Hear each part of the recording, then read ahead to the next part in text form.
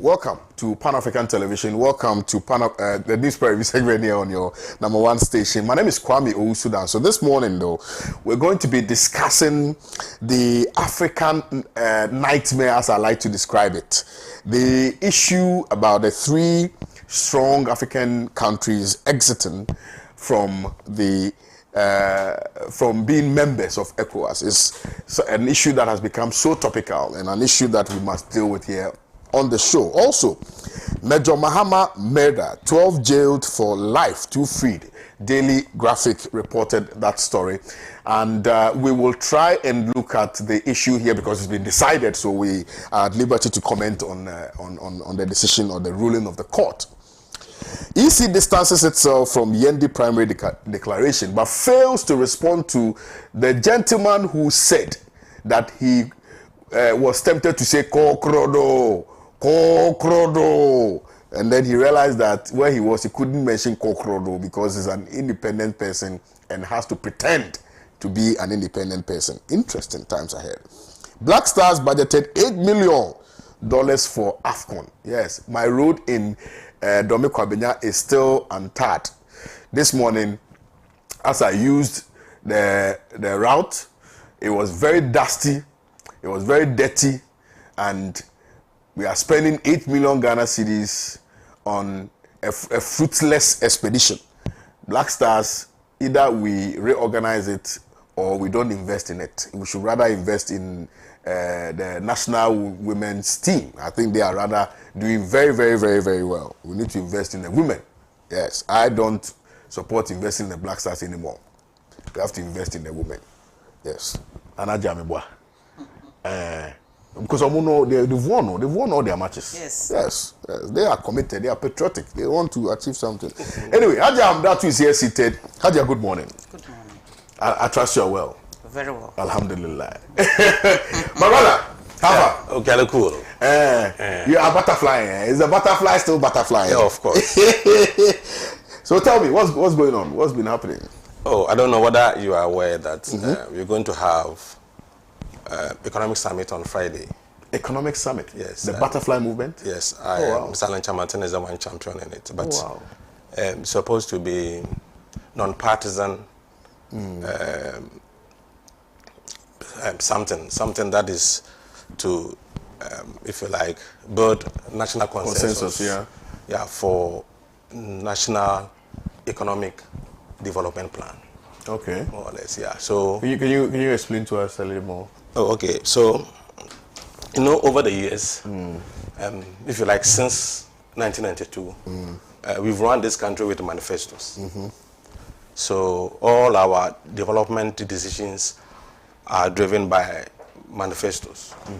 As a result, we know what has happened to us. The end result is what we have before us today. So, Mr. Alencha Martin, when he formed the movement, he spelled out 4 main objectives of the movement. First, he said the movement is to replace the duopoly. All right. And 2, he said also to form a government of national unity. And the 3rd one is to build national consensus for a development plan, national development plan. So the 3rd objective is what is going. The summit is going to deal with the 3rd objective of the movement. That instead of always depending on manifestos, now so this party comes with this manifesto about almost everything, education, the economy, everything.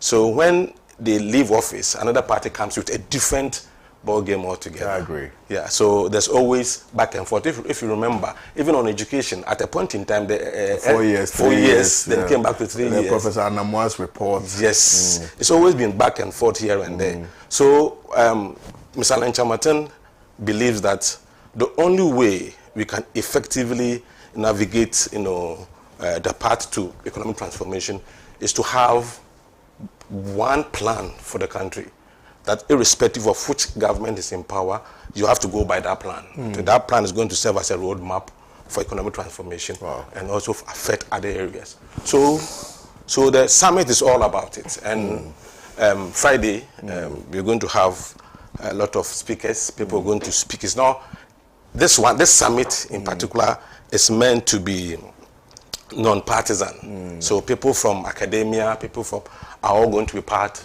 because the idea is that as a nation, it's about time after 32 years of partisan and dualistic system, which has, like the winner takes all system kind of, we need to get to a point to say, no, what we've done in the past, after reviewing it, has not been effective. So let's chart a new path. And that is what Mr. Alan Kyerematen is doing. That is why I've always said that, so far, if you're going to be very objective, is the only politician who has shown some seriousness no one wanting to be president has shown. That let's depart from old way of doing things and chart a new path with this plan, development plan, which has to be owned by Ghanaians. That is why his GTP is going to be the base plan, but we're going to build on it, build a consensus around it to become a national plan for all of us as a nation. And for me, it's very important. So Friday, moving pick. Kwame, I'm sure I'll MC that event. Yeah, that would be fantastic. Yeah. So thank you, Ebo. Ebo Bachman is a leading member of Movement for Change. Hadia, would you like to comment on that briefly before we look at the African issue? Good morning and good morning to our cherished viewers. There is no country that can devolve without a development plan. So? That is true. And country, yes, has been run on manifesto basis.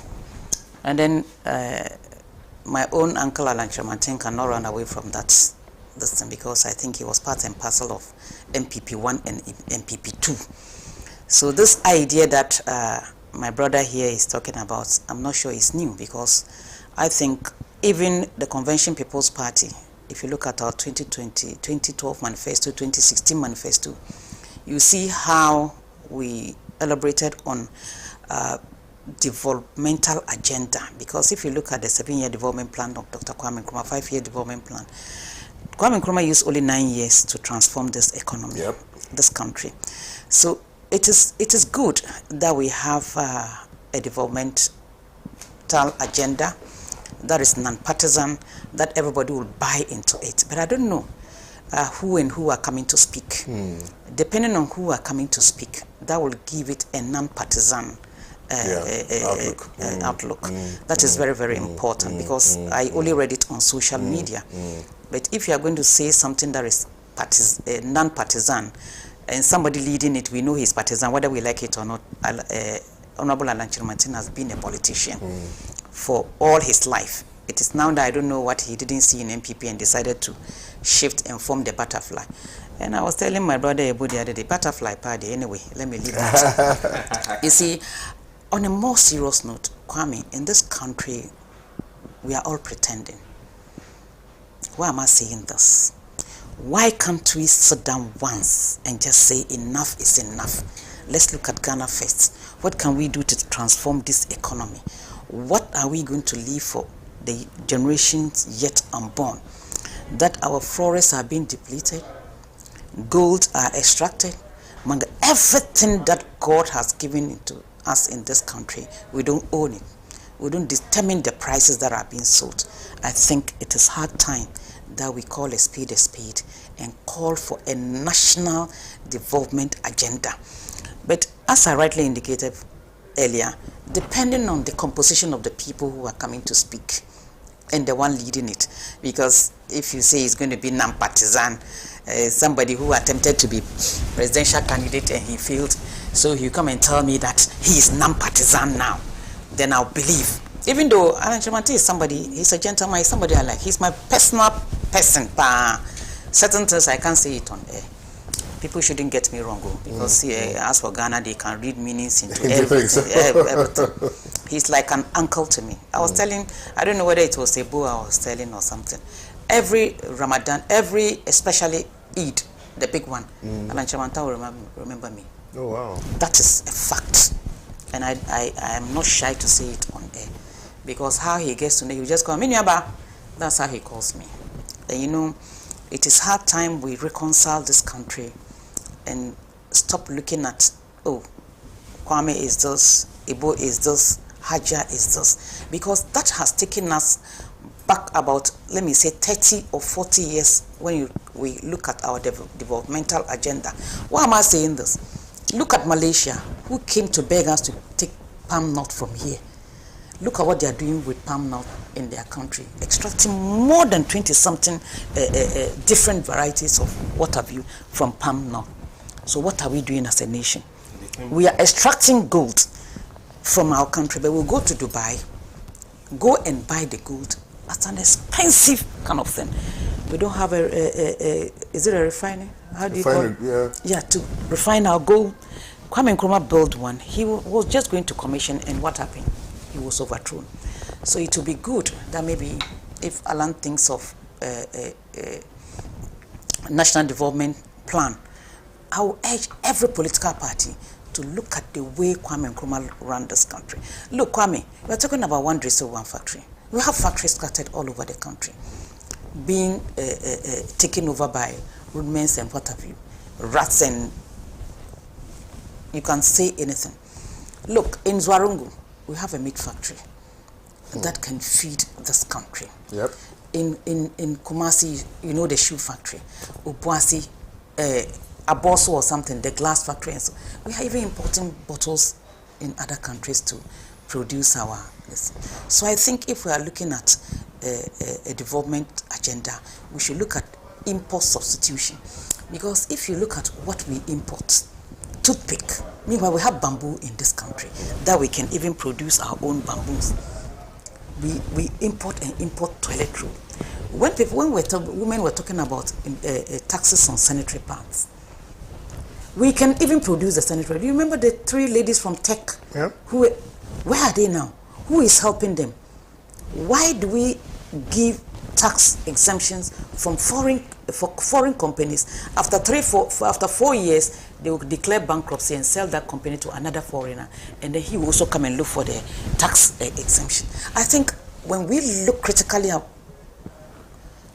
what we are doing as a country, I think there's something wrong somewhere. Right. So I think we need a national development plan.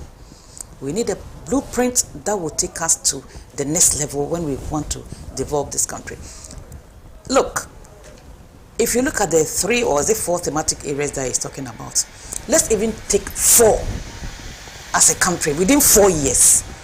Not let's start to throw our tentacles wider. That is why we are not feeling the impact of whatever it is being done in the country. Look at education. Then we look at our human resource development. You understand? Because education goes with and then we look at our health. Agriculture, especially agriculture. Look at the arable land that we have from Tichima to Bolgatanga. Go to Western region, go to even part of Volta region, Ashanti region. And we are importing maize. How do you call it? How do you call it? Plantain. Tomatoes from a country that is supposed to be a desert country, Burkina Faso. Then there's something wrong with us. There must be something wrong somewhere. So I think we have a very good plan that everybody will buy into it. And then maybe if at the end of the day, Afram Franto will bring a blueprint that every Ghanaian will look at it and say, oh, this is something laudable, even if they are not in government. And everybody will say, wow, this is an agenda that when we follow, we'll transform this economy. Difficulty I have, what is it? The difficulty I have is, and perhaps this is my only take on it before we move to the next topic, is that you recall that there was an attempt to put together a national development plan. Yes, I know. I think during Professor Mills, and then came to Mahama, and then another Nakwa took over, and nothing came out of that. So it is not the willingness to put together a national development plan that we do not have. It is the willingness to execute it. We are too partisan.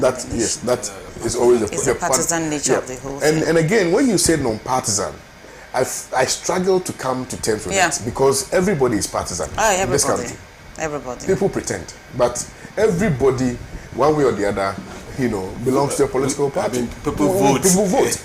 But I think it is not a matter of whether somebody is partisan or not. It's a matter of whether in your partisanship you still think about Ghana. So absolutely. That is what we should begin to look at here. Absolutely. Because I can be MPP, but if I think deeply about the country, I will come to this economic forum, I will contribute, and then we can have a blueprint like I just suggested.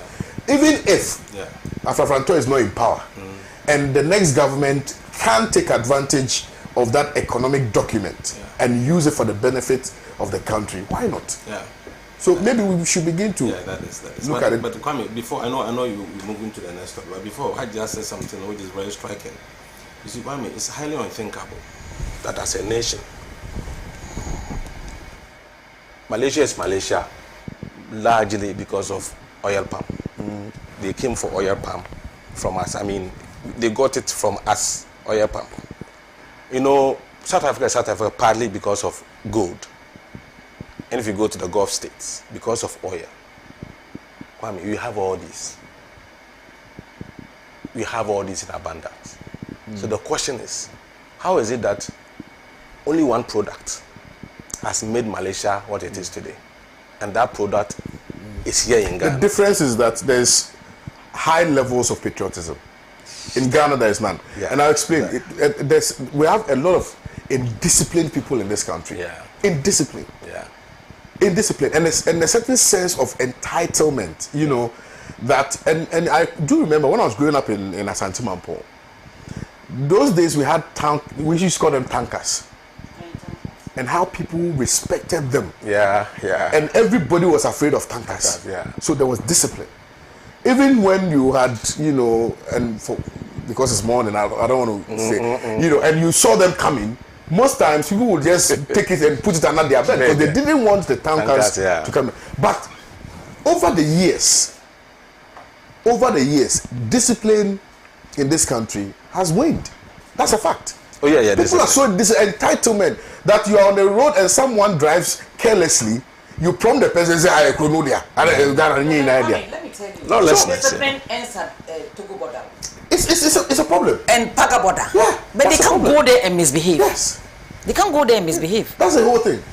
So discipline is the basic. Trust me. Yeah. Because if we're disciplined, we won't go and take money from what's it called, a member of parliament, someone who's aspiring to become your leader in your constituency. Go and take the money And from. be proud to be saying that for me they didn't give me some, right? And even some of us said they how do you hold the person responsible? to account? Yeah, to account. Yes. How? Do you understand? Yeah, I understand. So we are. I'm sorry, but I'm also part of it because we are sick. You are right. You are spot on. You are spot on. Until people complain, Paul Kagame is a dictator. In Rwanda, the only thing they talk about on their morning shows is development. You can't go and criticize anybody because the president is focused on developing the country. So the people are focused on doing other things that will help the developing. Yeah, that is it. Even Antar Road is smooth. Yes. Antar Road in their village in Rwanda is smooth. In their village. You have been there. In their village, in a place called Nyanza, they have a hospital which is bigger than a hospital in Accra. In their village, in Nyanza. And they have drones supplying medications to those. So it's planning, discipline, leadership, and patriotism. Yeah. But if you are patriotic, the leader himself will force you to be patriotic. That is it. That's the whole point. That's why everything rises and falls. You will never hear anybody say I'm a Tutsi or I'm a Hutu. No. If you ask them, I'm a Rwandan. No, they stop. In Ghana, when I see Haja, what's your name? Where are you from? Really? The person is in Ghana. That's what matters. Where are you from? Then they say, me, I'm from North. Even the North, they want to tell you that I'm from this part of the North. No, it's wrong. And that is why Dr. Kwame Nkrumah introduced the body system. The body system was meant to bring all of us together. If we say Nkrumah never dies, people don't understand. You see, and that's the thing. Look at there's some better ideas. Right now, there's something that's happening, and I'll say it. I don't fear anybody. I'll say it. Something that's happening, especially in the Ashanti region, where they've created a system of kingdom and kinship. There's nothing like that in the constitution. It is not supposed to be encouraged. It will get to a point where they will now say that they are so powerful that they want to actually secede. I'm telling you, we are joking, small, than these people. King, really, in Ghana? And then they are summoning political officers to their palaces. I mean, how did we get here?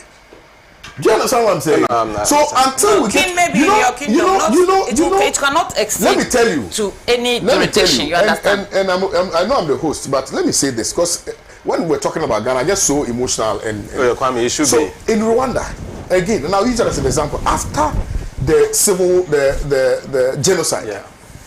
Do you know they disbanded all chiefs? They closed down all palaces. So there's no chief. There's nothing in the country. There's nothing in the country. And every minister or every member of parliament, your number is an open book. Everybody knows it. If they call you and you don't pick and they report you, the next moment you are out. So when you go to the ministries, the numbers are there. The minister's number is there. You call the minister directly and you tell them your grievances. So Kwame, in Ghana, the ministers think they are gods. Yeah. We have to worship them. In Ghana. In Ghana. And then that's good. I said in Ghana, the ministers and the MPs, the members of parliament who are supposed to serve their constituents, they think they are gods. So you can't even call them. You can't even talk to them. And then when it is closer to election period, then they will go and dash you 10 Ghana cedi, 15 Ghana cedi, a bag of rice, flat screen, and you go and vote for them. Then they will be silent till the next 4 years. Then they will come back. Are we stupid? Are we mad? Why? No, there must be some kind of orientation. Something is wrong with us. Yeah. I think the difference is something is wrong with us. See, the advanced countries are advanced countries because of laws. Discipline, as you rightly mentioned. But don't we have laws? Singapore became Singapore on the back of discipline. Discipline. So in Singapore, for example, but even China had the guy closed down China. He said no, discipline. Yeah, discipline. A Chinese will speak his language first before speaking English. But do you know there are areas in Accra, if you go and park, somebody can come and tell you to move because she wants to put her wares to sell. I said go to Makola.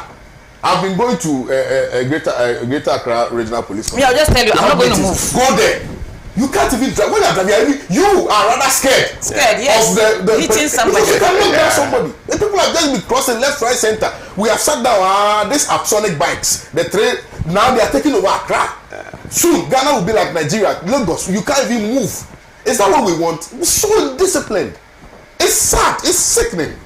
And we are here condoning and encouraging these things because of political expediency. Politics. Yeah. That they sack the people. In fact, in Koforidua, I think the MC, what did they call them, MC or DC? Yes, MC. He sacked all the people who were selling on the pavement. Do you know what happened? The next moment, they told him that you need to bring back the people because we have to win the elections. This was in 2020. People are trying to develop. Kroboduce, it's not Kroboduce, what's his name? No, you can even see Kroboduce was even a long time. Yes. Even Minyala. Circle. Those days, circle. You couldn't even walk there. That man, what's his name? I've forgotten his name. Something. What's his name? The one who disciplined us at circle. No. Amankwa. Something Amankwa. I'm telling you.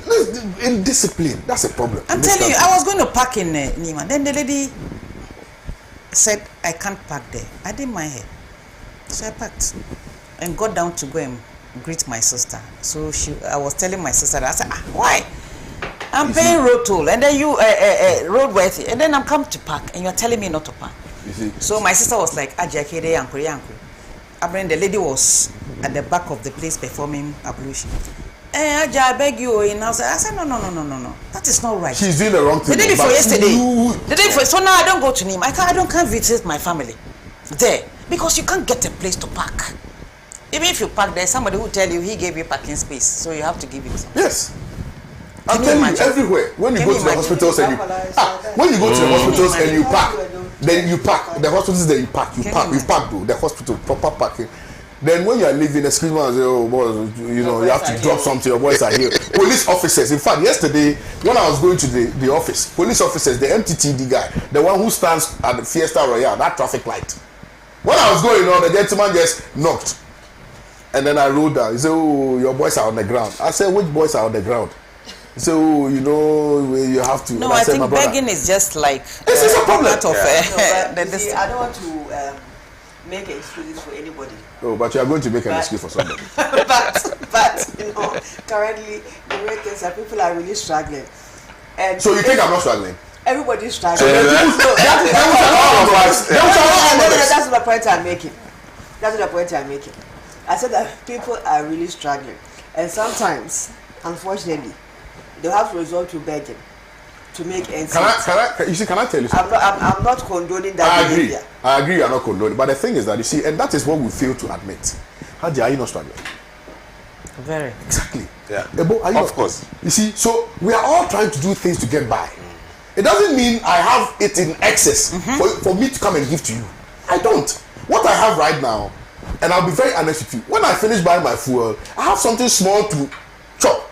But you think, when you see me in a car, you think that automatically I'm a rich man. Yeah. No, it doesn't work like that. Then we should allow Arm Robert come and steal our money. We're discussing about, and I took the person to maybe even religious wise or moral wisdom, because now, Kwame, if you have a son going to school, and maybe I come and tell you, my son is going to school, I need school fees. Good. I'm not being fair to Kwame. Yes. You understand? I have orphans, maybe some orphans somewhere need help. Then I'll leave the orphans in my house. Then I'll go and it is not rewarded according to the Islamic dictates. There are people in your family struggling, then you say because somebody is begging on the road, you go and give him. Meanwhile, it's even in the Bible. Even them your family in Kumbungu, They are struggling. they are struggling. Abba, Yeah. why? You see, It's in the Bible, and in these times, you don't take certain bad decisions, Gabi. You see, the reason why I like Joshua Alabi so much, Professor Joshua Alabi so much, is one time my wife and I visited him. And we're having a general conversation. I asked him, how many kids do you have? I mentioned. Then he said he also has 2 kids. Then he said, Kwame, do you know why I have 2 kids? Because I want to be able to take care of them, give them the best in life. Then I'll be sitting in my house. There's someone who has given birth to 6 children. We'll bring you the bill for He will that. bring me the bill of his 6 children for me to pay. Kwame, you don't think I could have given birth to 6 too? But I limited myself to 2 because that is what I can afford. People give birth expecting other people to take care of them. You see, Kwame, there's nothing wrong with giving birth, even if it's 1,000, if you can take care of That is the point I'm making. And you see, I'm just adding to what he's saying. Because at times, I look at the whole issue. Like, maybe you are a by-day worker and you have 6 children. Are you not punishing these children? Punishing them. Because Kids on the even streets, look at when them. you bring them to this world, it is in the Quran, you have to take care of them. Yeah. So that when you also grow old, they Yeah. will They'll take care of also you. take care of. Yes. But you see people, especially squatters, Yes. are the one giving birth Yeah. in this country more than even those who are in their own houses. Yeah. Why? Abi, 1, 2. You know these beggars on the road who are coming from Nigeria I know. other countries. I know. Do you know what they are talking to say about Ghana? No. That let me say it in Hausa before Ghana na kiotaka masu kashe mutum. That we give as if we've killed a human being, so that maybe God will forgive us our this, because that we give too much. Most of them are billionaires, so they send the money back to their country Yes. for investment. Yes. Yeah. Yes. So The UK again, had a similar problem with the Romanians who were coming in as what they even call gypsies on the streets of London. There was becoming a quote unquote a pandemic for the mayor of London. And what he did was they decided to use investigative journalists to trace follow them. these people. I saw that. Yeah. It was a panorama documentary Yeah, yes. to trace these people. At the end of the day, they were not handicapped people. Mansions. They were acting as handicapped people. who come on the street Didn't you see the one in to Los beg. Angeles? She'll come and pack a Mercedes Yeah, Benz. Mercedes Benz. Come and beg. They'll come and they'll walk away from the main street, go into a dark alley, gather there. A van will come and pick them, take them home, where they get normalized. They come and walk around the house. They are chatting. They are happy. Following morning, they go to dress the as a business day, again. go and act as handicapped Handicapped. people on the streets of London. Then they decided to chase them into Romania. My goodness, Their the whole matches. community is it's a competition of who has the biggest house, the most colorful, the most decorated, and these are the people who are handicapped on the streets of London. After that experience, I started seeing these Niger, Chadian people on the street differently. It's a business. There was one time on that traffic light at Sunny FM. I don't know. Yes. Telling it to Alisa. Yes. Yes. There used to be some kids there, about 20 of They are them. there, so. Every morning when I'm going to a program, Give them and something I get small. I give them something. But then one day was a holiday, so the traffic was there was no traffic. And when I got there, I was running late. So they saw the car. I was using the black car at the time. They saw the car coming. They got excited. They started running towards me. So as I was trying to slow down, I saw a man with about 7 women standing under a tree at the other side. And they were all just looking at me. And the children were looking at them and pointing at me, and they were just jubilating. So I read the whole thing and I was like, what the hell? Hey, you've seen the one at the crowd too. Yeah. They are under the bushes. Oh. The men and women. And they will send their But children who is to in charge? Who is in charge of getting them off the streets?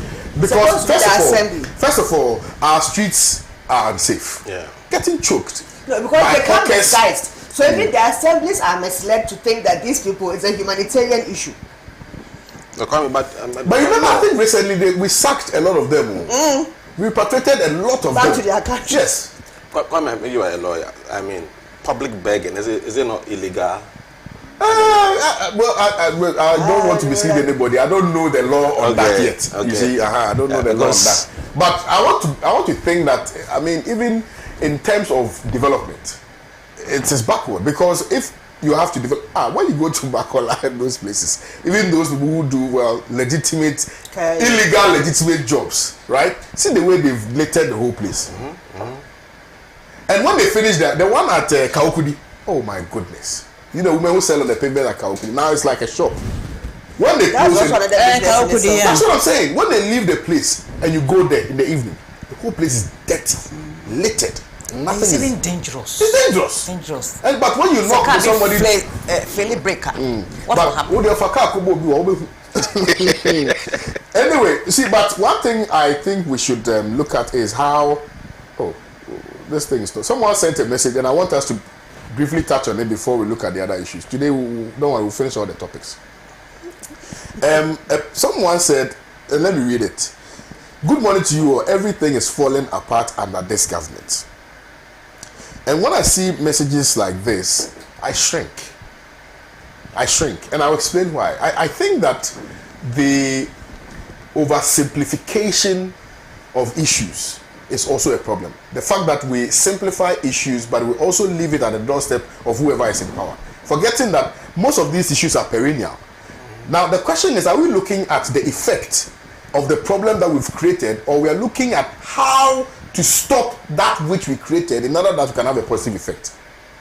I don't know if you get my argument. So, for instance, Dumso, and again, I will use it as an example. Dumso did not start under Mahama, right? Dumso has been a perennial issue because we failed to add on to the investment made by Dr. Kwame Nkrumah. So we failed, right? Now, Mahama suffered the brunt for it, okay? And at the time, as a nation, the conversation should have been, how do we deal with it completely? Completely, yeah. Not who created the problem, or why is this one the person who is having to deal with the problem. So it is Mahama. Do you understand what I'm saying? I get the point. So this oversimplification of issues and creating a system where it is the party in power that suffers the dealings of previous administrations, don't you think is also part of the reasons why we are where we are? Of course, Kwame. That everybody is running away from from the problem, except the person who is in power. Yeah, but Kwame, the point is that, you see, when parties find themselves in power, they only want to do things that will win them power. Like you rarely mention the Koforidua issue. Yes, please. I mean, they needed to do something. Yes. They did it. It was right, and somebody had a call that get them back onto the street because we want to win power. I mean, decisions are made because we want to win power. That is what is killing us. We don't make decisions. You see, some of the decisions should be tough enough, regardless of the consequences. Biting. Yeah. But you see, we want to make it, flexible, because if you make it so hard, then we are going to. If you make it so rigid, then we are going to lose the election. So the election mentality, winning election mentality, is also causing a lot of problems because we don't do things that will endure. Okay. We do things that will. I get your argument. Maybe I'll let Gabby tell us why we got to this point where winning election has become more important than addressing societal problems. So think about it. But let me read a few messages. Hadia, it's like today people are really enjoying you, pal. Aziz Bumba says, the hard truth, Hadia, with exclamation marks.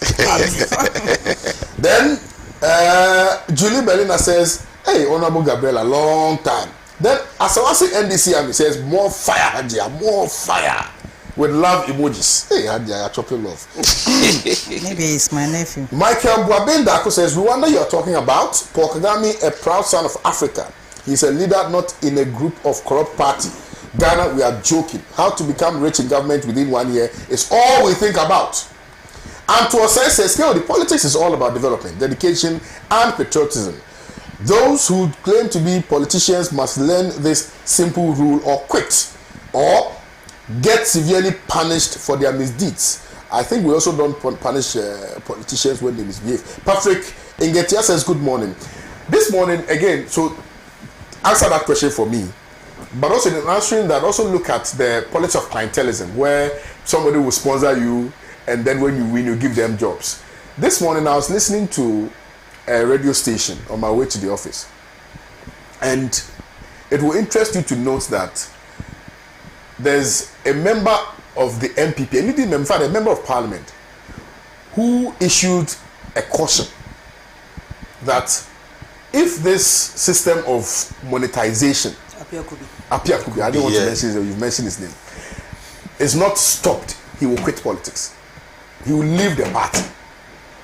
So it's a big problem. He said that it is something, it's an investment that you make without expecting anything in return. So, Gabi, let me let you touch on those ones, and then all of you will touch on it, and then we move on. Yeah, please. Okay. So I'm deciphering two issues that you are raising. The first one has to do with why politicians. Let me ask you a question. Yes, please. Why are political parties formed? Where? Why? Why?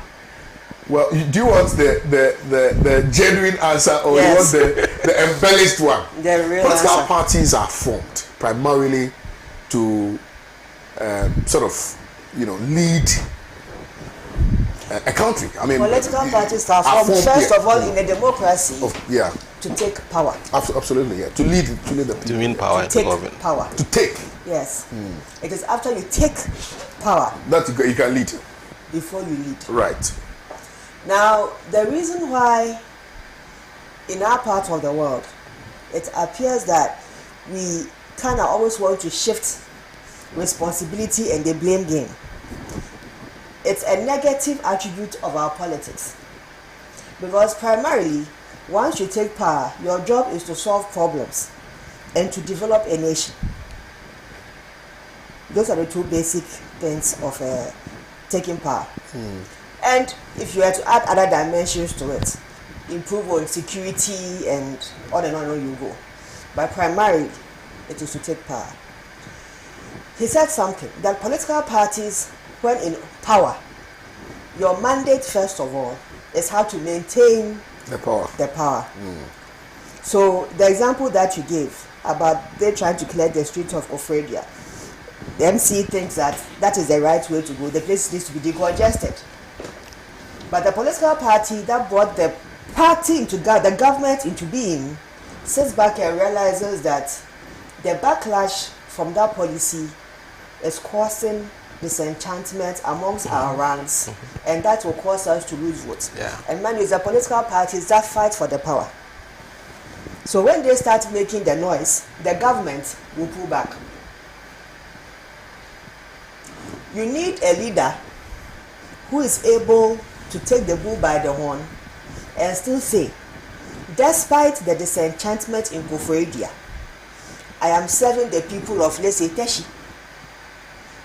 So I'm doing something positive in Teshi, that Teshi will still reward me, even if Koforidua fails me.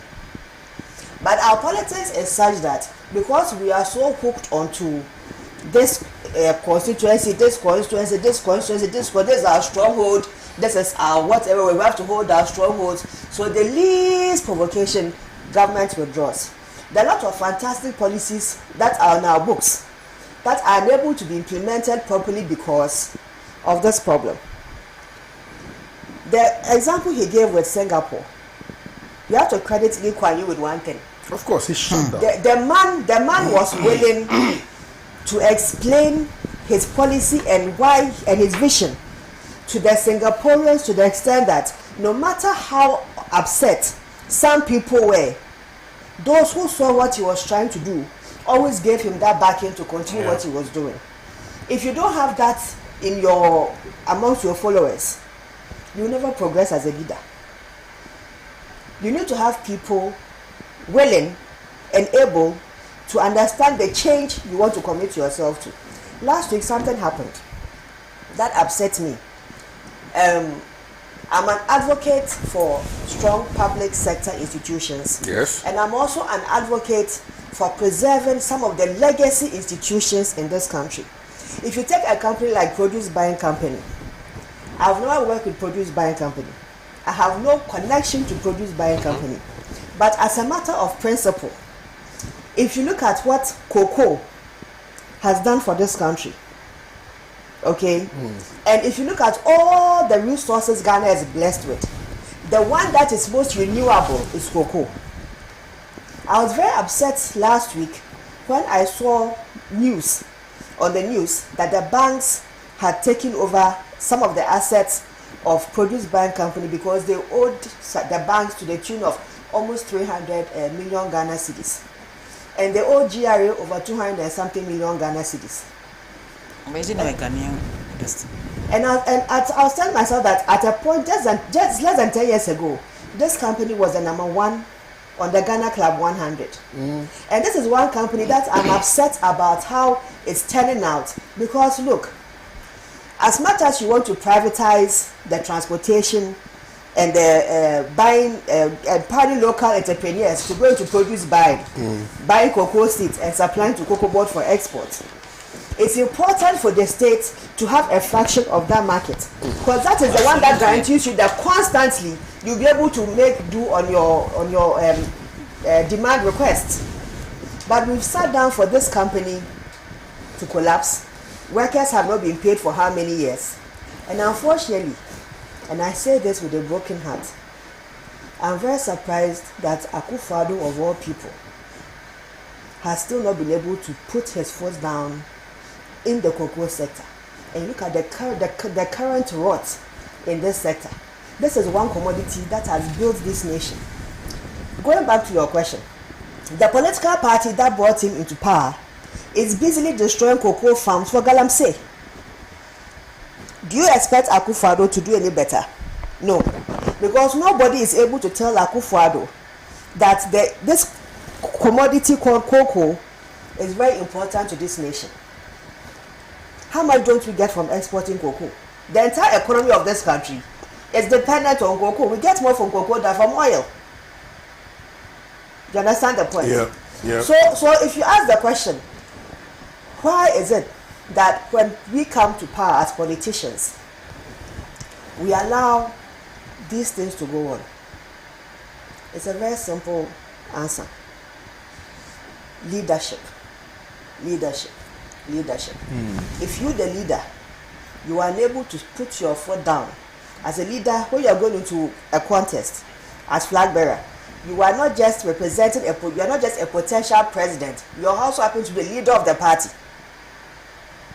When in power, you have two responsibilities: one that brings you to power, one that maintains you into power, and how you manage these two. And if you are not able as a leader to manage the two, forget it. It will be translated into what you asked. Very well. You keep thinking, why are we not solving the main issue? Why are we blaming this person? Why are we doing this? It's leadership. You have a choice. And then the monetization. It is a big problem. And the NPP for the last 7 years has come to aggravate the problem. They've made politics so expensive. Right now, if you go and talk to grassroots politicians, and I'm not talking about those who have managed to get their way to national, even there, most of them are also going to be corrupted along the way. But even the ones that are up and coming, and you ask a simple question: why are you a politician? They don't know. They think it's an avenue for making money. Making money. Quick money, not just making money. And this is what they see. Because somebody going for an election decide I'm going to pay 10,000 per delegate, 5,000 per delegate. Where did they get this kind of money from? And your delegate list is about 700, 800,000 people. If you are paying 5,000 per delegate for 1,000 people, that's 5 million Ghana cedis. If you have 5 million Ghana cedis, won't you go and open a factory for yourself and employ people and be productive and still do something for this country? Than to go and pay delegates to go and sit in parliament. And they come and complain that when you are doing the mathematics, you are making losses. The amount of money it costs you to get into parliament and the amount that what you are getting out of parliament, it doesn't balance. So why are you there? But we've made the thing so expensive. The fact is we have something we say, one must not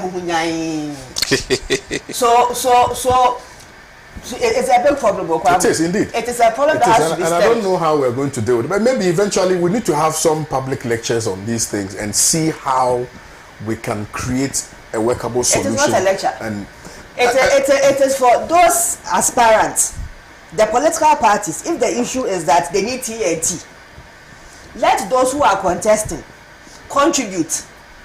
all of them. Even if they are going to contribute 100 cedis per person for the TNT and 5 people are contesting, that means they are paying 500 cedis per delegate for transportation. It is enough. Put that in the pool and let them, whatever money you get, even if it's 50,000, that's what you give to the delegates as their transportation. And this business of going to pay 500, because you made mention of something. The businessman that is supporting you to go into this contest, Of course. he is not charity. He is doing it because he's going to use you one day. And then you, if you are not able to meet his expectations when you win power, you see what they'll do to you. Yeah. They'll frustrate your life more than anything in this world. Yeah. Then, so what's the point? Let me come to you, Ebo, on the same matter. Kwame, And again, let me be quick to make the point that in all of this, you know, and flowing from Gabriela's submission is also the unattended issue of corruption. yeah, corruption. And corruption, which obviously is as a result of the way and manner we have managed our political economy, right? So again, I'll go back to Rwanda and give you an example. When I was in Rwanda, I was schooling in Nyanza. I had paid my fees, but I was left with about just a little, you know. So I went to the account officer's office with the money in my hand. I wanted to go and pay. The person was so frightened. I said, "Oh, why?" He said, "Do you want to put me in trouble? So you are here to test me. Then you record me. Then you go and say it." So the giver is afraid. Because to them, you don't know who is setting you up. That's their mentality. And I can bet you that nobody takes bribe in Rwanda. I didn't see it. I did not see it. A policeman will stop you if your whatever has expired, and roadworthy or whatever has expired. So they have this gun-like machine. When you're coming, they will just point it. And then if it has expired, you get there, you don't come down. If you come down from the car, you'll be arrested. So you don't come down from the car. You'll be seated in the car. Then they will give you the same system. You punch in if you have to pay immediately, if you have money to pay immediately, you pay immediately. Go straight into the central pool. If you are unable to pay, they'll give you a chit. And then they'll tell you to go and pay before you move the car. Because the next time if you move the car, you'll be arrested. So that is the kind of system they run. Physical money doesn't. That is how it should be. And so you see, the corruption. Exactly. Because again, the politician who is investing, let's say 1.5 million Ghana cedis, right? In mere primaries. So the general one, primaries. He's investing 1.5 million Ghana cedis, right? How do you expect the person to recoup his investment? By stealing from you. Therefore, invariably depriving you of my Dome Kwabena Road because of some greedy people. But forgetting that it is not only MPP people who live in that constituency, or in fact, if it's not even only delegates who live in that area. Different people live there. We all expect some form of development from the people we put into power. But because of some greedy people, they will go and take 1,000 cedis, 2,000, and all of that, and then we will continue to stay in a mess. So maybe in your submission, Try and look at all these ones. If you try, no, Yeah, Kwame. that means my ears have said it all. Kwame. Please. What this woman has done to you people, the only God knows. Kwame. Who Adwa? Oh, I don't hate Adwa. Oh, I don't hate Adwa. I know you don't hate her. For whatever it's worth, there are some places in the constituency where we have good roads. Yeah. For whatever it's worth, and I'll give her that. I'll give her that credit. That one, I don't hate her. I think the people were not excited about how she conducted herself in the dying embassy. Yes. I mean, that's just it. Yes. And it is purely, you said it, it is purely party politics. That the party felt that you betrayed us, so we'll mafia you. That's what it was. Yeah. It's not because it wasn't about any mafia. Anyway, let's say. Anyway, make your point. Make your Kwame, point. if you she sow, didn't expect that she will win that. Kwame, if you sow a seed of corruption, what do you expect to reap? Corruption. And not because you sow a seed of corruption, you're not going to reap Development. No, you're not going to reap just one corruption. Okay. Because whatever you sow will have to multiply. So if people will have to pay that much to become MPs, then what are they doing? They are sowing the seed of corruption from day one. And so when they go to parliament, the question is, how do I recoup? How do I get my money back and make some profit thereof? So corruption. You see, interestingly, I mean, when MPP started, every constituency, you have only polling station chairman who was a delegate. So if you have, let's say, 100 polling stations, you're going to have 100 delegates. So the argument was that if they are 100, you can easily buy them. Buy them. So why That's don't how it we? started. Yes. So why don't we expand it so that we people can buy them. will not be able to buy? So that's the irony of the show, the whole show. That 100 can be bought. So let's expand it. Now you've expanded it, and interestingly, they're even paying more than what they used to pay when it was only few people voting, and that's what surprises me. But I have 2004. I contested primaries in Cape Coast. Hey! When it was one constituency against Honorable Christine Chacha. In those days, in fact, Kwame, let me be honest with you. Today, I would not even dream of contesting an election. But in those days, I mean, to contest primary, I mean, I was a teacher at Ghana National College. I could manage it with my salary, and that is how it's supposed to be, because you are going to serve. So why should it be that if I am going to serve, I have to pay to go and serve through my nose to be able to serve? And that is something highly unthinkable. Kwame, you see, what we hear is what was said on the D-Day. But before the D-Day, what happened? We don't know. yeah, because you have to be meeting delegates. I mean, some started about 6 months ago. They've been meeting delegates, some bringing delegates to Accra from Kumasi, other places. Sometimes for them to make the delegate feel good, instead of road, they come by air, so that I mean something different is happening to you because of the camping. yeah. So Kwame, it's a serious thing. I mean, this is a national issue. It is not MPP issue, and it's not NDC. Let me tell you, the truth is that the MPP one has been escalated because they are in power. If NDC is in power, the same thing will happen. Do you get the point I'm making? So it should be it's an issue that we need to be able to tackle it holistically as a nation. You see, one other thing we need to also look at is the system of governance we are practicing. I mean, the constitution enjoins whoever becomes president to pick 50% from parliament. So people are going to parliament not because they want to be legislators. People are going to parliament. There are some people who go to not because they want to be legislators, because they think it will serve as an avenue for them to become ministers. So they are prepared to. I mean, if it is your salary as a parliament, as a result of which you are spending this amount of money, then it is highly imprudent. But because they also see there's an opportunity to become a minister, to have access to a lot of things. But if you can have a system of government where if you are an MP, you are a legislator, like the American system. If you are a legislator, you are a legislator. You choose to be a legislator, and that is where you're supposed to be. Let others also handle the executive. But a situation where one is an MP, is a minister, I mean, all these things are causing all the problems we are facing now, because people want to pay and pay, because I can easily become a minister, especially those with. But you see, I don't think that the Constitution is entirely wrong in doing that, particularly when, if you have a system where government is unable to perform by reason of lack of support, for instance, then it becomes a problem for government. But look at the calculations. Yeah. Mm-hmm. Let's assume you are going to appoint 80 ministers deputies, right? Today, let's use this parliament as it is, 137. If you take if you're 50% out of parliament, we should take only 40 appointees out of your 137. Exactly.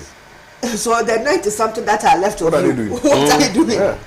You see? No, Yeah, that's so- But I don't know why the Yeah, fixation with. Yeah, Kwame, so the point is that with this, I mean, when during NDC primaries, we saw how people were splashing money. NPP primaries, it has We were happened. paying 10 cedi, 20 cedi, 10 No. cedi, But 20 cedi. I've said when NPP is in opposition. It's not about even paying 10 or 20. You pay. Yeah, if it's a city, the point I want to say is, something. Bagabi You made a fantastic point that, you see, they call 5,000 TNT. 5,000 cities TNT. I don't know what to be for feeding. Kwame, And then this will do this because in fact, that is what they actually still people who don't you wait. Let him land. So, Let him land. Kwame, you see, as Gabi rightly said, if we don't deal with this issue, as I said, it's anytime you do that, we are sowing the seed of corruption, because the end result will be that they will have to recoup. They will have to get what they invested, and it's going to affect you and I, because we pay taxes. It's affecting us. Yes. Not it's going to. Even the more. Let me say the more, because it's already affecting us. So, Kwame, my point is that if the parties can decide, But it is an offense, you know. it's an offense. You see, that is what is quite interesting, because some were caught on camera, and the question is what has been done because it's an offense in our books. It's an offense. That is why it's amazing how they call it TNT. Some people have to walk, because certainly where they are voting is a polling station. So somebody is just staying right there. But it's green TNT of 5,000 to just walk and go. 5,000. Hey. I mean, and they call it TNT, and it's quite worrying. So Kwame, Branded television sets, Kwame, you know, yes. be branded, and then the Maslock lady, is it not Maslock? Yes. She contested. Farouk, yeah. You know, Maslock, and already some 3.8 or 13.2 million dollars can't be accounted for, my brother. There's a lot happening, bro. Yeah. So I think we need to do something about this system. You know And the hair this or no, there come here. You know this NYEP or something. That person too. NEIP. He he lost. lost. Yes, but Not on prayer. apparently some monies No, were it's not on transferred. transfer. No, some monies were transferred. It's not a prayer. No, I mean, Some- the contestant some- are not been done. So the OSP, I think, has arrested the person. Okay. This one is Allah. And no, I'm just trying to No, make I'm a saying point. that- You see, I'm just trying to make a point. You that just make noise before you get. no. There's evidence that some monies were moved from the account of NEIP to delegates. There's evidence. okay. Yes. So that one, I think it's a fresh matter. It came out, I think, yesterday or so. So okay. so quite fresh. Yes. It's fresh. Yeah. So let me conclude. Yeah. Let me conclude. So conclusively, Kwame, what I want to say is that it's an issue the political parties themselves must address, because if this one should continue, if it continues to, you know, There won't be any development in Ghana. yeah. I mean, look at the money that is, and the question is where Are they getting the money from? And that it's from the Maybe it's Ajana 1, Ajana 2. So Kwame, I think the parties themselves must address this issue. Yeah. They should make it as at a point in time. Some felt that people can easily be bought if it is only few people. Now they've realized that they realize that it's not working. So they should go back to the old way of doing things, and that will help all of us as a nation. This is not MPP issue. This is not NDC. This is national issue, because money when money moves from here, when money. If you are mention all political parties. All political I want parties. to come there. All political I want to parties. come there. Yeah. You see, So the point is that when you move money from one place, it affects every part of the economy. We are streaming live on Facebook, facebook.com/Pan-African Television. We are also streaming live on YouTube. Our WhatsApp number is also active. Monetization of politics in Ghana. What do you think we can do to deal with the issue? Your reaction to a person's action is indicative of the will towards that person. So we need to ensure that we deal with this matter holistically, devoid of any political interest that we may have. And Adia says she wants to tackle the issue from the foundational blocks so that we'll be able to, So Adia, please, you see, I remember when we used to go to IEA, we were talking about funding of political parties. Yes. Depending on who is in power, then the one in opposition will shout the loudest. And that's between the two political parties that have ruled this country from 1993 till today. And you have political parties like my political party. Even dues collection is a Herculean task. Let's be realistic and tell Ghanaians the truth. I won't put my Maya fear and come and sit on television and lie. We are all, even those who cannot contest election, they are guilty of giving delegates money. Have we ever asked ourselves where people are getting the money to give people? Look at this, my party. You go to Congress and some people will be in the queue. We are not voting. We are waiting for AGS envelope. We are waiting for Kwame's envelope. We are waiting for this. It's a fact. It's a fact, yeah. But the NPP one was pronounced because they are in power and we think it is our money that they are sharing. True or false? Oh, of course. Yeah. That is it. During the NDC, even women's contest, we saw a fan and on a Kia, allegedly, that it was going to be shared. Let me tell you, even 1992, Bentwa and Kako were given. But now it has taken a different form because nobody will accept Bentwa or Kako. Yeah. And Maggie you understand? to NPP people. You see, the issue is that, let's face it, Gabriela, we are all guilty. All of us are guilty.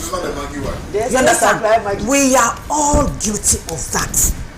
Because, let me tell you, if you take somebody's money without voting for the person, it's a curse. I will never. I remember Professor Mao Sideke, may he so rest in peace. In 1999, when we were going for our Congress in Lagos, there were 4 contestants. And he came to say that, Hamdatu, you know what? This is Indum Abubakar Makigan group. And this is Dele Agude and somebody group. So he is a neutral person. And he was so right today, I didn't know. It's something that I have to say it to Ghanaians to understand. Then he gave me a parcel. That I was learning computer around the Nima roundabout. I went to pray. When I came, my tutor was telling me that, as soon as he came to live. Then he came and put a bundle in front of me.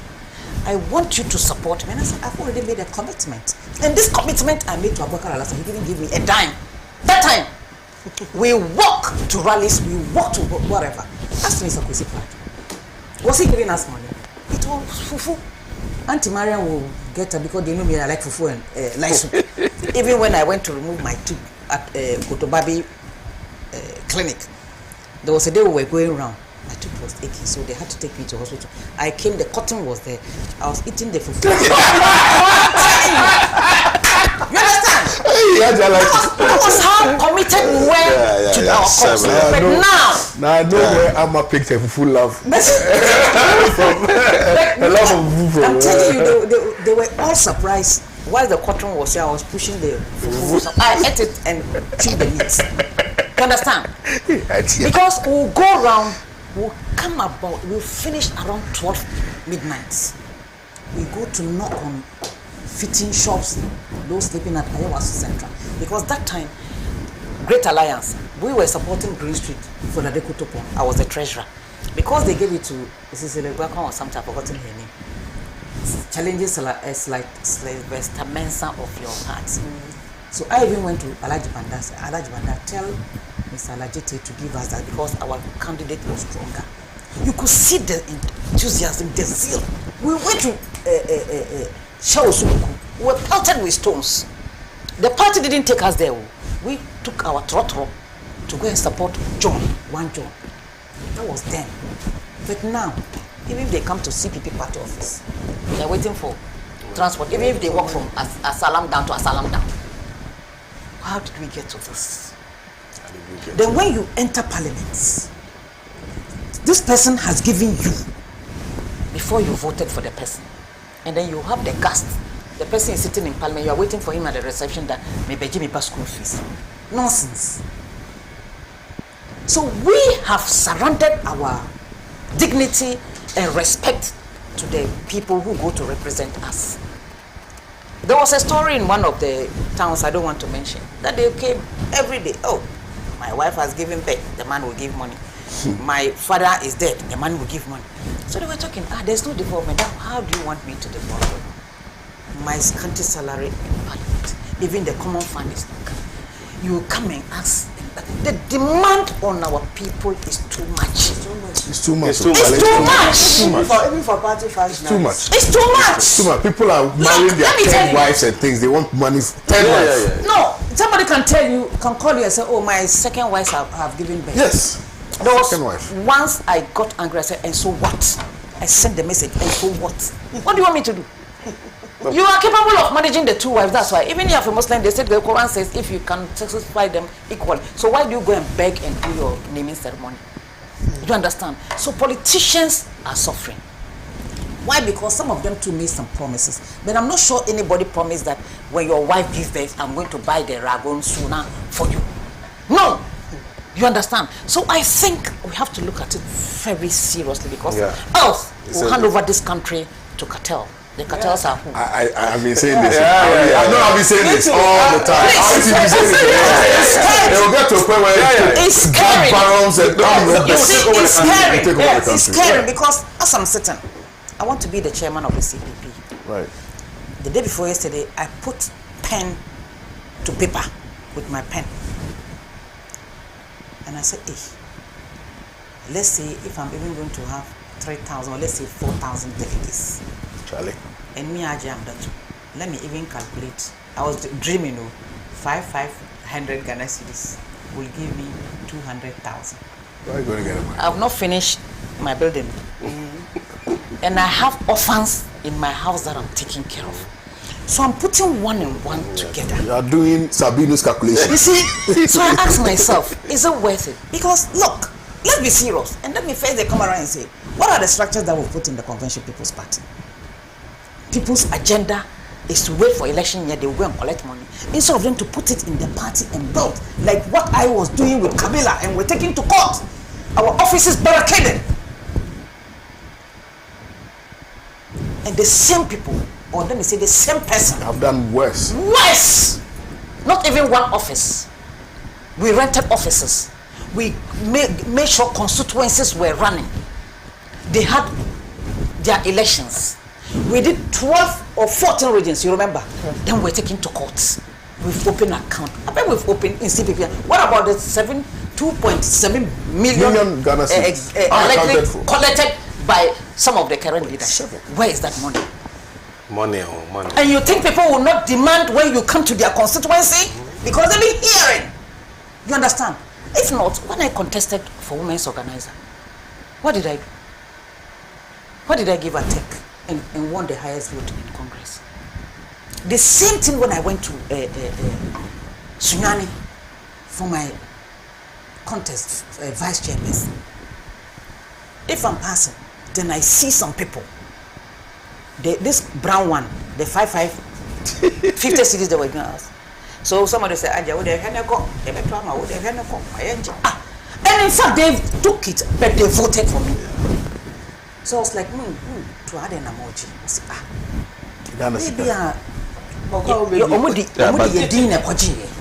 that's the perception, you understand? So they are going to make good people in this country, capable people, people who have their heart to serve, to stay away from service, which is sad. And the disturbing trend is that the highest bidders are those who win. No. I'm talking about the current. Some of them were paid, but they lost. Not all the time. Yeah, no, I'm telling There are you. some places the highest bidders will win, but there are some places where they have a candidate that they they'll take your money, but Don't take your money and then. But me, even taking the money and not voting, I'm not for it. I'm not for it.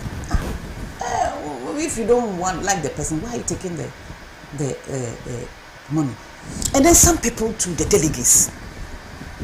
When I saw this lady at Tema something, who said, Maboka, last time, she mentioned the former deputy minister for trade, who is not going again, that his term, between the two of them, what she had, now she didn't even get half of it, so she's waiting for the chairman to come and top it up for her. On camera!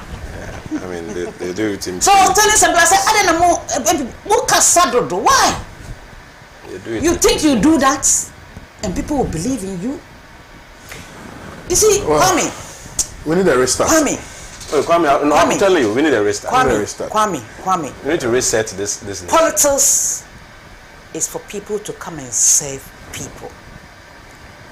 But let me tell you, if you want to also maintain I'm not justifying giving you. If you want to maintain the destiny, maybe you say you will not give. Someone will give. So you are forced to give. Do you know what happened in Amasaman? No. Quarter plot, one vote. Yes. Oh, then now I'm there. So, everybody, all of them will vote for them. So they removed the incumbent. Of course. Now they will vote for quarter plot. So I talking about plot of land. When the journalist was talking, I'm not there. I'm only saying what the journalist said. I heard it from Peace FM. That the incumbent was giving 1,000. No. And then the person coming was giving 1,000. So when he heard that the incumbent went to 1,005, he was gave quarter 2,000 plus quarter plot. Wow. That if you read that, that was what they were saying there. I mean, has politics come to us? Now to become a delegate, it's a I'm business. sure they will get to I think they should reduce the numbers. Yeah. It's not even about reduction of numbers. No, they should just I genuinely think it will get to a point where you have to provide Range Rovers. Oh yeah, we'll get that. It has happened in Nigeria. Didn't I forward the video to you when they were giving Abugo yes? Somebody he lost. He wanted to be a primary, so internal primaries. What he was sharing was like Accra Sports Stadium. Interesting. So some of us. Well, we are still watching. Who will help us? And meanwhile, even if they help me, I'm thinking about the house. You are still watching the newspaper review segment on Pan African Television. We are smiling, but we are not smiling. Oh yeah, honestly. It's crazy. Are we looking at the Western world, how they do their politics? It's rather the electorate who contribute to support their candidate. Yeah, it's funny. And it's so funny how, you see, and that is why sometimes I get upset. Because prior to 2016, the MPP had a system where people were contributing to their campaign. Yeah. Do you remember? Yeah. Yes. 1 cedi, 2 cedi. Yeah. NDC also introduced the same system where people were contributing to aid with their campaign. When you are building your life, you build your life not for you, but you build your life such that your children will benefit from you so that they won't suffer, right? Education. Even as a private person. But as government, you need to ensure that you create a system where in the next foreseeable, unforeseeable future, the generations, that will come will benefit. Yeah. We forget that as delegates, we will take the money today. Chop the money today. In fact, you can even build the best mansion, whatever, right? Today. Yeah. But you would have destroyed the country, and your child They may live in a beautiful house, but will not have security. Yeah.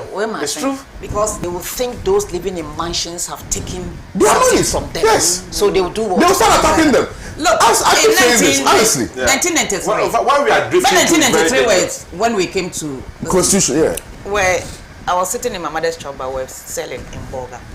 So I was educating the women that they should go and vote for Hillary Liman. Why? Because me, Hillary Liman, I know. So I said, and from Mama but Panla Guardian, I Makan King. And I said, go and vote for Hillary Liman. I was talking to the two people who were working with my mother. So, no, it was rather panla in the distance of free SGSS or something. Yeah, they're using the money. Meanwhile, you are complaining you've been given a list to go and buy, but you are a delegate who went and collected 5,000 or 6,000. Of course. Anyway, I mean, I keep saying that. I keep saying that. And the last one I said that when you are going to the market, when you go to the market to go and buy maybe tomatoes, you find out from the person selling, is this one good? Is it fresh? Is it new? Is it clean? Same as pepper, same as pala, same as even salt. You find out, hey, is this one the Adar salt or this one is iodinated or whatever it is, right? And if you buy mosquito coil, that burns for only 8 hours.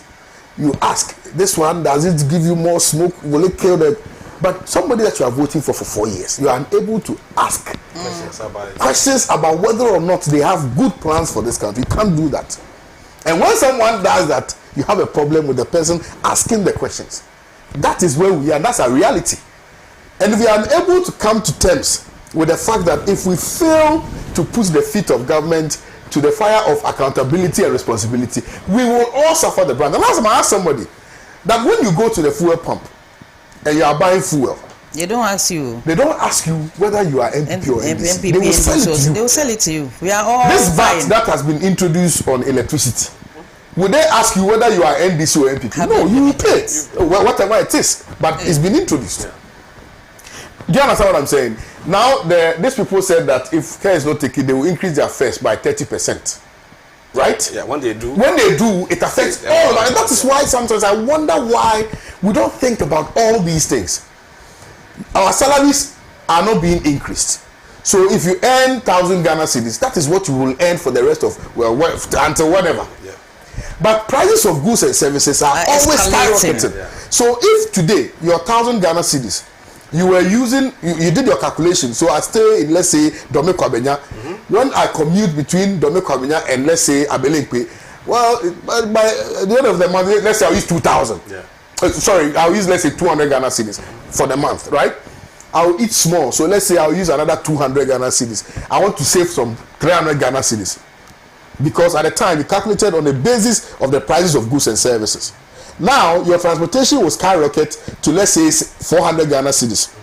Things that you would have to buy to cook will go to another maybe 500 Ghana cedis. You'll be left with nothing at the end of the month because your salary is the same. Yes. We are not thinking about these things. And in the final analysis, we now say that, let me go to Kwame Usudanso because I've seen that Kwame Usudanso is driving some small car and maybe Kwame Usudanso has money. Forgetting that Kwame Usudanso is also in the same supermarket. In fact, worse. In fact, they still come. Because it's on TV. It's on TV. When you're on TV, they think that you are that is a problem. So we have a responsibility as citizens. As citizens, we have a responsibility. This is part of the national service. And the reason why we are unable to demand proper accountability from government is because we are part of the problem. We are part of it. Yeah. So we can't come and tell them that we are.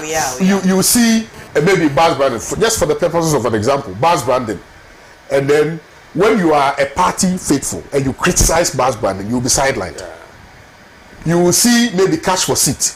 When you are a party faithful and you criticize it, you will be sidelined. There are so many people in NDC, both NDC and MPP, who have been sidelined because they either criticize John Dramani Mahama or they criticize Akufo-Addo. Yeah, it's true. Why?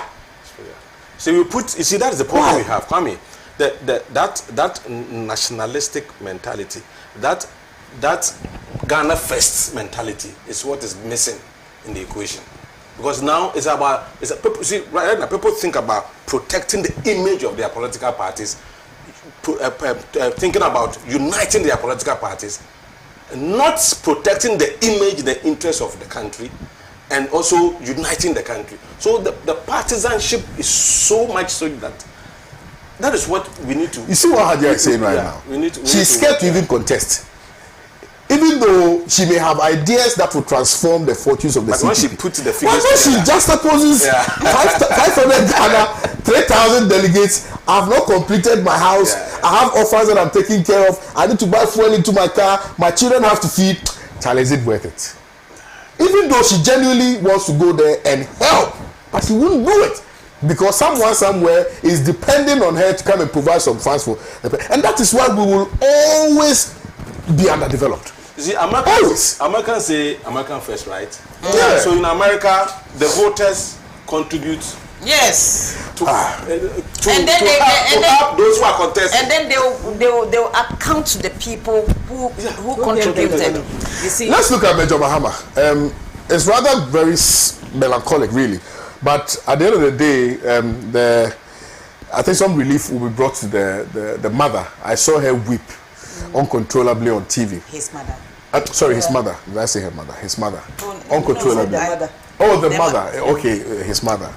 But I Uncontrollably. He's the wife, so that's why I was. No, I said the mother. The mother. Oh, the mother Yeah, herself. yeah, weeping uncontrollably on couldn't TV. read her speech. Yeah, she couldn't even read her speech. So after 7 years of going through Very this soon. So soon. emotional and psychological ordeal, finally, the wind of justice has settled, and these people have been found culpable for the murder of Major Mahama. 2 of them have been acquitted and discharged. 12 of them have been found guilty for the offense of murder. Let me start with Yaji Hamdatu. Yes, I think Major Mahama's issue was most unfortunate.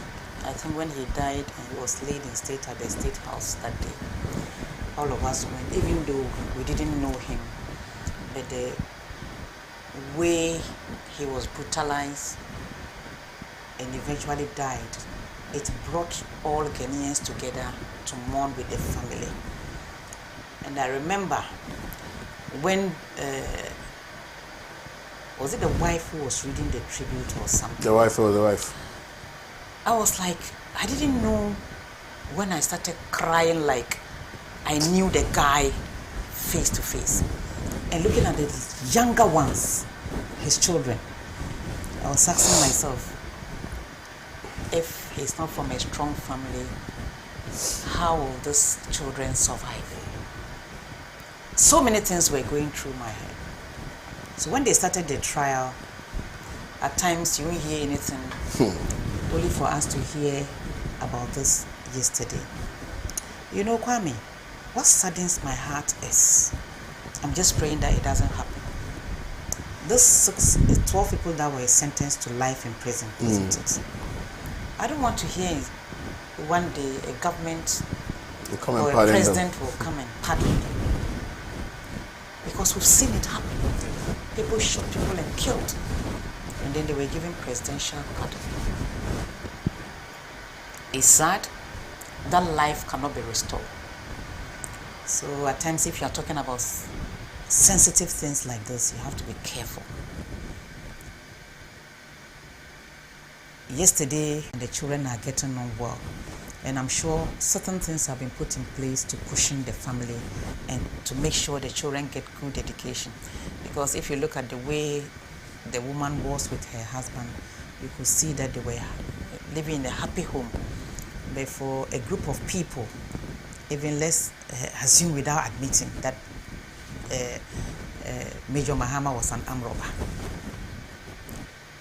What did you arrest him with to warrant that kind of barbaric act? Nothing. Nothing. There was no justification. But you know, as I sit here, maybe some people will be will say, why is Haja talking this way? Because we believe in one thing: all soul will taste death. But at times, it is the but. If I say that, some of my Muslim friends will not be happy. But I have to say but.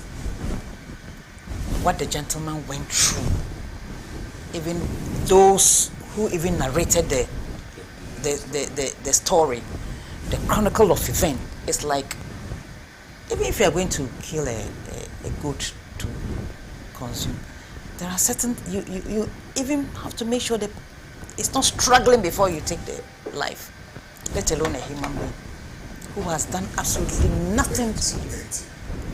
You bend him. Why? So at times I ask myself, were they really human beings who did that? Or some spirit tempted them to go and do that? In my area, when I'm driving, I see Akoko, I slow down. for them to pass. So one day one woman was, hey, Akoko promise, hey, Akoko no me and me nana. So they called the Akoko my nana in the area. So one day I was driving, a Kitra was passing Lizard. I slowed down for us. I said, because he has the right to live. Because I didn't create it. A human being, a father, husband will go to protect Ghana because he died on the line. He was there in line of duty, and then you will decide that because you saw him trot, you thought he's a armed robber. That was what some of them were saying. Then you kill him. You are not in good condition and you walk up and down like this. Is it good for your children? And what's the meaning of holding health insurance and yet you get there while you don't have anything with you? In America and Europe, ask me why I am not working in course. Everything it's not quite clear. Moved. Okay, Tusha, I don't know whether I got the name right, but it says that the Ghana Center for Democratic Development, CDD, says the country could soon be plunged into a choiceless democracy due to the monetization of its political landscape. The policy think tank observed that internal party electioneering processes financed by certain individuals within the party tend to change the dynamics of a party's internal politics. Mano James says, KO, the MP for Daboya sent fish. Some needs just 1,000 cedis to start selling boiled eggs for survival, but MPP is sharing 35-inch TV, heavy money, and some other goodies. What sins have Ghanaians committed to deserve such punishment? Daniel Odai survivor said, please let's review our laws and enforce it towards everyone, not only the Akoko thief. Bedi Akojoffrey says, oh, Ghana, so if you pay such an amount to delegates, can you give that money to the whole people who are going to vote on the 7th of December to win that position?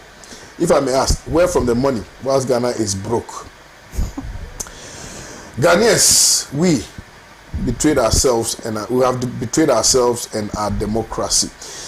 Let me come to you, Bakman. Major Mahama. Yeah.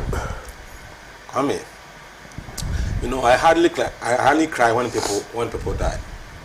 But there are two people that really moved me. I was alone crying. I mean, of course, my mom, my dad, actually cried, but no, Professor Moss. Professor Moss. And this, Major Mahama. Yes. In fact, it's like the thing came, like I was there and I started crying. I didn't know Major Mahama. I'd never seen him before. Professor Moss, I knew him, but he didn't know me. He may know. Maybe he knew me, but we were not. But I was alone crying because it's like he was a good man. I mean, he was a good man, and this young Major Mahama too. From even it was I even cried before getting to know a lot of things about him. That he was a very nice man. So the point is, Kwame, my sister will kill me. Kwame, the point is that whatever happened should never happen to any Ghanaian again. It is something that, for me should be considered as one of the, if you like, the darkest moments in our history. MPP and NDC to courts. And we should never allow such things to happen again to any human being. I've always said this, that, you see, I mean, that is my philosophy, that the immediate thing after birth is death. That is why when you give birth and you see what we do, whatever decision we take, the question is, as the golden rule stands, do unto others as you would want them to do unto you. That should be it. Yes. Kwame, Yes, madam. I'm happy that finally justice has been served. It's been served how full? Because apparently the CID has more footage of other people that they are going to pursue and also bring to justice. Okay. I saw this young man when he came to perform security duties at Jubilee House during President Mohammed's time. Very good looking boy, actually. His pictures actually show. And then I also saw the first footage of the attack when they were chasing him, when they started pelting stones. Then he ran to a block making factory sort of. They started picking cement blocks and just throwing it at him. He was trying to run again. They dragged him again, and he was shouting that I'm a soldier, I'm a soldier, I'm a soldier, and they just weren't listening. This, unfortunately, is one of those tragic cases of where extreme politics can take a country and a community. I'm glad the assemblyman who started the whole thing was the one who was leading the chain of people to go and face life imprisonment. So that the next time when your assemblyman start calling the whole community, let's go and beat this person and do this. Common sense will bring you to your self-awareness that some people went and followed an assemblyman to go and do this nonsense, and their language. He's part of the 12, eh? And yes, and the whole community. After yesterday, I'm sure this morning, they will sit in their homes and be having very sober conversations with themselves, never to repeat this thing again. It was the most unfortunate, most tragic thing that could happen to anybody, and that could also happen to this country. Anytime we drive by where his statue is and we see his gun and his arm pointed out, it should be a lesson to each and every one of us why we should not take politics to the extremes like what happened to this young man. I think the assemblyman thought that he was untouchable, so he could do whatever. He was a very stupid man. Yeah. Very, very foolish man. I just said something that I support 100% with 10,000 bags of Jetta cement. Massa, nobody should go and attempt to give them any pardon for what they have done. Yeah. It should be a lesson well learned for every single Ghanaian that under no circumstances, okay, gas some cement, that's what must anybody allow anybody to talk them into going to cause such an atrocity. I'm very sorry to his family for the loss and what they've had to go through this last few years. This thing can never. One woman. There is and how they even caught her. In fact, security services when they mean to. Well, when they want to mafia, they mafia. Especially when they touch their own. Yeah. You remember Ninja? Yes. Yeah. It was very when they want concrete. Yeah. When they want you, they'll find you. She was caught in a trotro disguised. She was trying to move to another village, and they found her. And this last 2 weeks, I've come to a certain appreciation of how the security people operate, and kudos to them as well. The ones who are actually doing their job on the grounds. How they even go around to gather intelligence, how they disguise themselves amongst people, so nobody even notices that. And it's very risky, you know. Yeah, very risky. That they are working. I dot my heart out to them. But this case, it should never be repeated anywhere ever again. And they should never be pardoned. And they should never be pardoned. Thank you very much, Gabby. Lesson to everybody. Thank you, Hadia. Oh, okay, 2 seconds. My time is up. What's the time now? First time. According to my watch, we have 7 more minutes. No, why are you in a hurry? J. Kufuor came. Yeah. Went for a reception at the State House, just in front there, and I was standing with a tall guy like that, and he put his hands in his pockets. So I was busy talking to somebody. He said, I didn't know. I didn't hear. Before I realized, 2 security people came to invite him. And I said, why? That they are taking him for questioning. I said, what has he done? Maybe you didn't know what he said. We heard what he said. So, and we saw his hands in his pocket. We don't know what he can do. Wow. I'm telling you. So later on, the guy came and told CPP people that I called security people to arrest him. I said, oh, I didn't know how power. I didn't even know them. I was rather saying, no. So I ran. I said, Uncle Jake, I beg you. They are taking this person away. So he said, I'm that will you mind your business? They are doing their work. And I said, what is happening?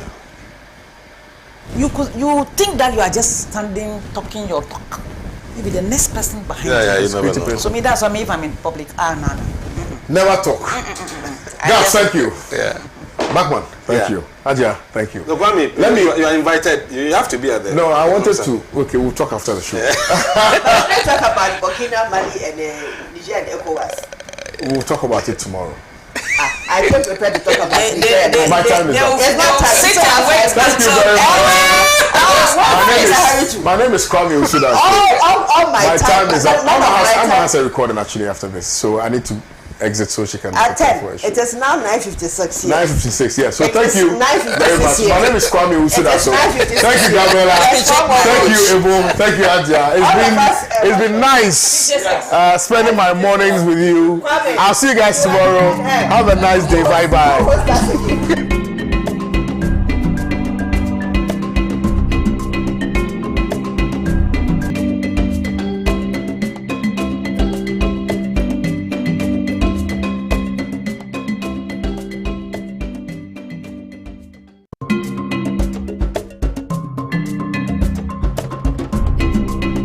I'll start by introducing my team. I have my returning officer, Elvis Coker. Yeah. And I have my two deputies, James Bele Ire. I hope my pronunciation is getting better. Bele Ire. Yes, he's a deputy returning officer. And I have Peter Abraham. Yes, he's also a deputy returning officer.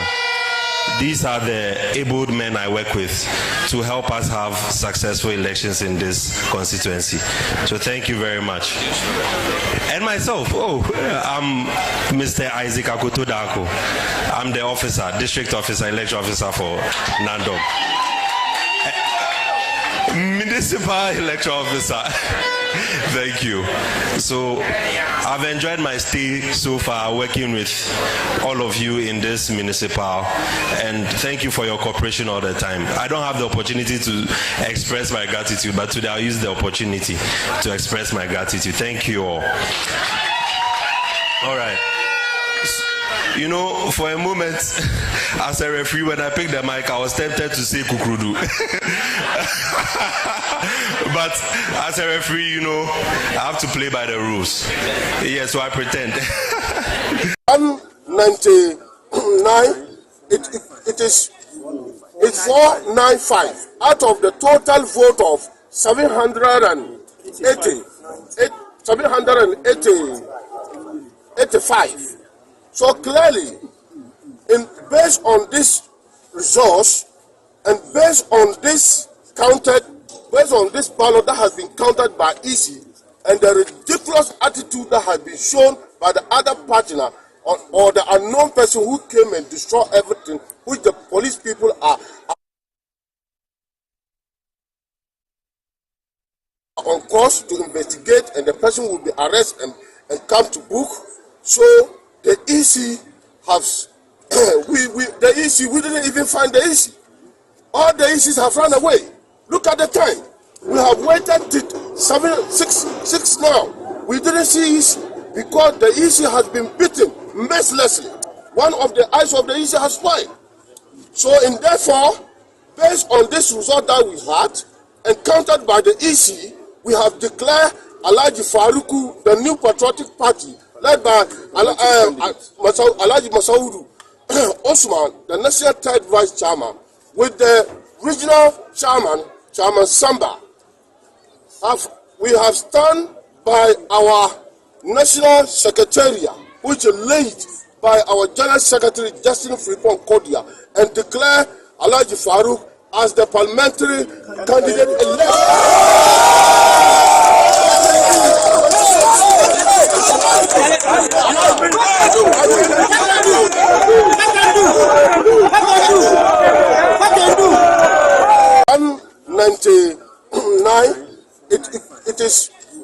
It's 495 out of the total vote of 785.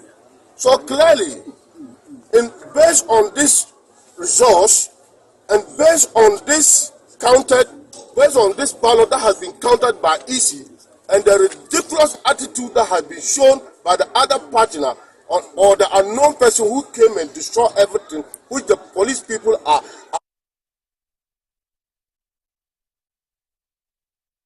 course to investigate, and the person will be arrested and come to book. So the EC has the EC, we didn't even find the EC. All the ECs have run away. Look at the time. We have waited till 6 now. We didn't see EC because the EC has been beaten mercilessly. One of the eyes of the EC has spoiled. So, and therefore, based on this result that we had, encountered by the EC, we have declared Alhaji Faruku the new patriotic party, led by Alhaji Masaudu Osman, the national third vice chairman, with the regional chairman, Chairman Samba. We have stand by our national secretariat, which is led by our general secretary Justin Frimpong Kodia, and declare Alhaji Farouk as the parliamentary candidate elect.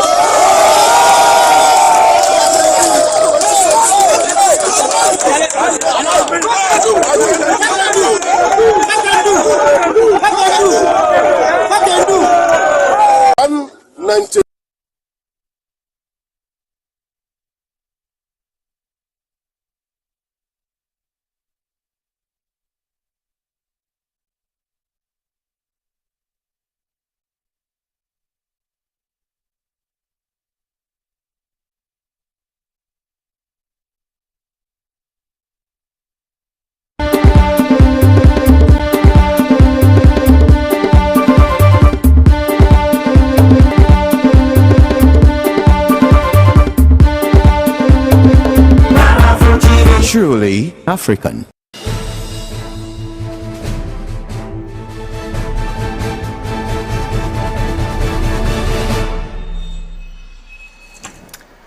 Hello, good evening, and welcome to the show. This is The Couch. My name is Amma Pratt. It's a lovely Tuesday. Today we have two important conversations to have. First, we're going to be talking about sugar.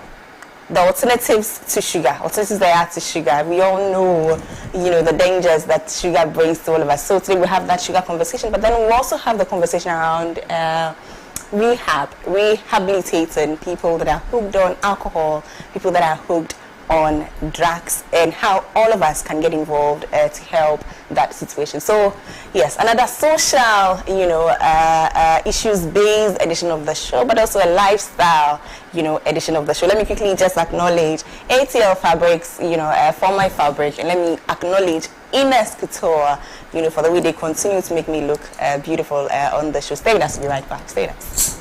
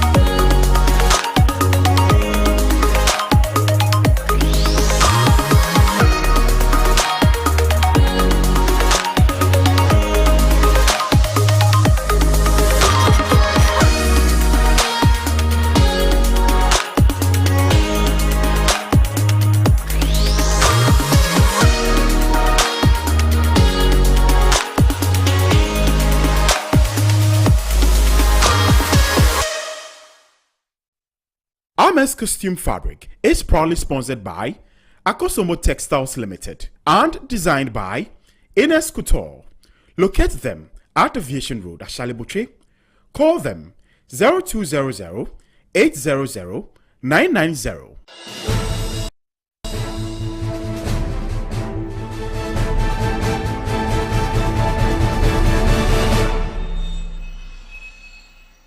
So our first guest for the show is my friend, Vida Fialori.